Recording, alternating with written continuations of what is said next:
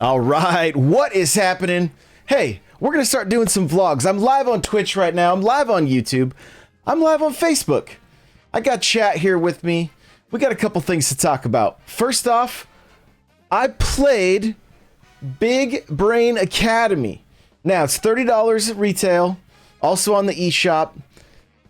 Super fun if you have like people to play with. Like we played with 4 people for probably 2 hours.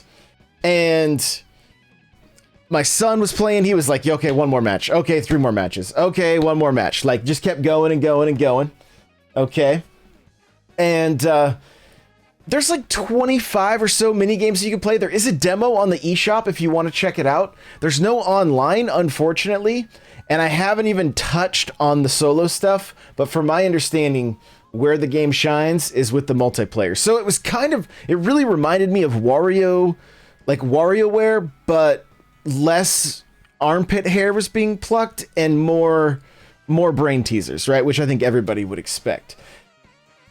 But it really kind of like if you were having like a party night and you had Wario and you had Big Brain, you'd really have like a perfect combo for a great night. You could also throw in some Mario Party or something like that. But the nice thing with Big Brain Academy is that like your games are kind of in and out. You're just in and playing a few matches and then you're done. You can also set the difficulty because like as I was playing with my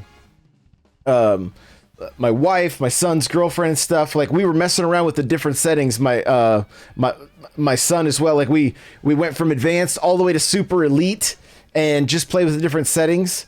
But then if you find that somebody's like, if you're kind of dominating or whatever, you can change that. You can even play with a little kid. If you got younger children, you can put it on sprout mode and then they're able to play. So that's pretty cool.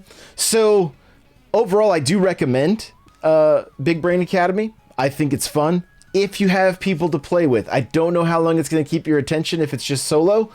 So check the demo out for that to see if it's worth your money or not. Because again, there's no online. It's only $30, you know, so it's not, it doesn't break the bank. Doesn't break the bank. So anybody in chat real quick before I move on to what my game of the year is, anybody in chat have any thoughts on Big Brain Academy? I know Johnny Bo is in chat right now. He's probably played it. Kyle is letting Johnny know that he's beautiful, so that's a win. Let's see here. Oh, Kyle's also said, haven't I recently got into Pokemon? So we can talk about that a little bit too. Yeah, I've been playing the heck out of Pokemon Shining Pearl.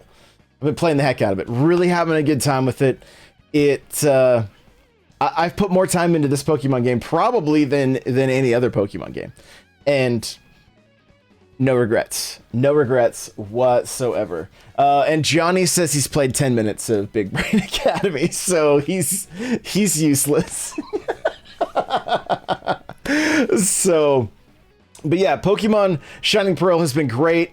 I haven't even really scratched the surface of Endgame yet. I've kind of just been going through, catching a couple. There's like 3 legendaries to catch after the game's over. I believe there might be more that I just don't know about, but I know of the 3.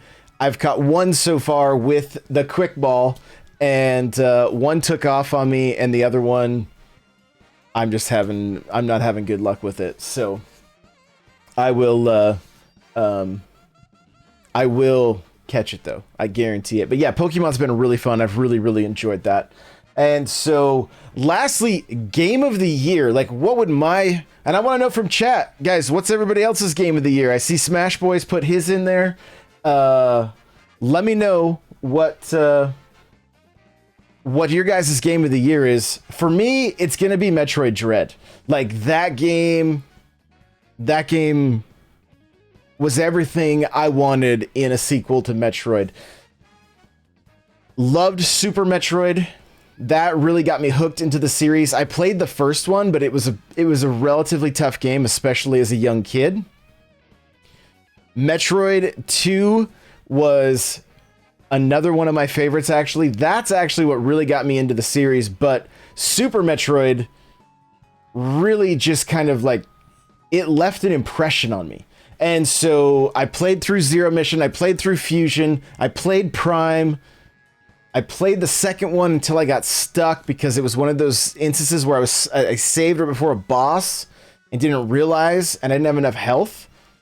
And I tried that boss over and over and over and over again and was not able to beat that. So fingers crossed we see Metroid Prime Trilogy make its way over to the Switch, because I would love to play through all of those. I do have it on the Wii, but I don't really like using the motion control for shooter games. Like Galaxy and other games like that were okay, but Prime was a little more difficult. So let's see here if there are any other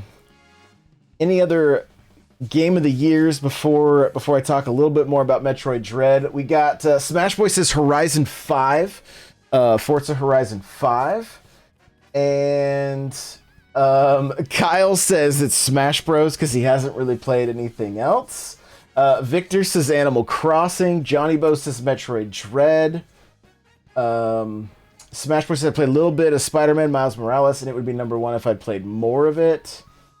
So there you go. Anybody else have your game of the year? Let me know in chat. And yeah, but Dread, getting into it a little bit more, it felt like a Metroid game. It felt like a modern 2D side scroller. The length of the game being between like 8 and 13 hours, maybe more, maybe less, depending on your skill level.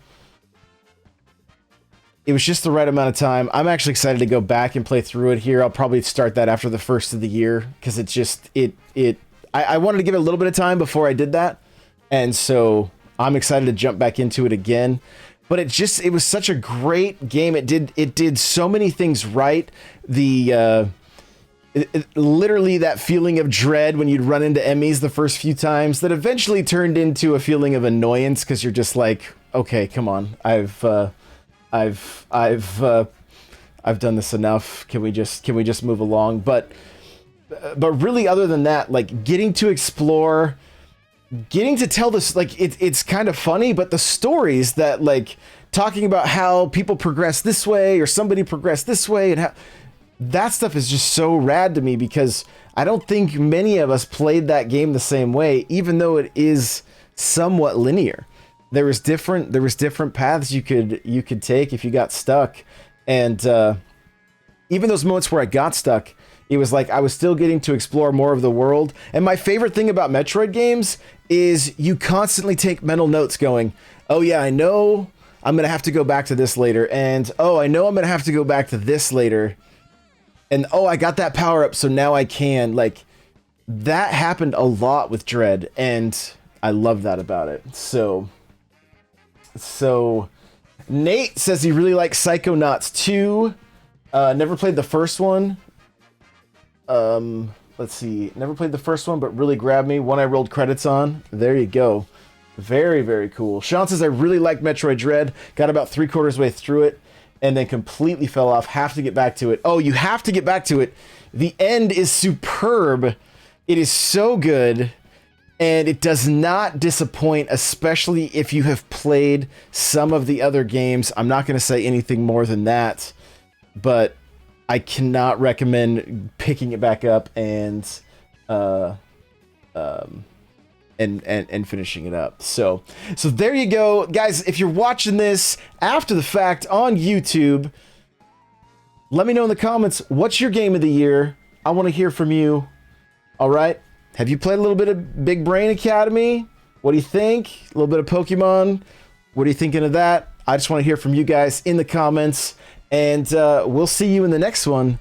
Bye, everybody.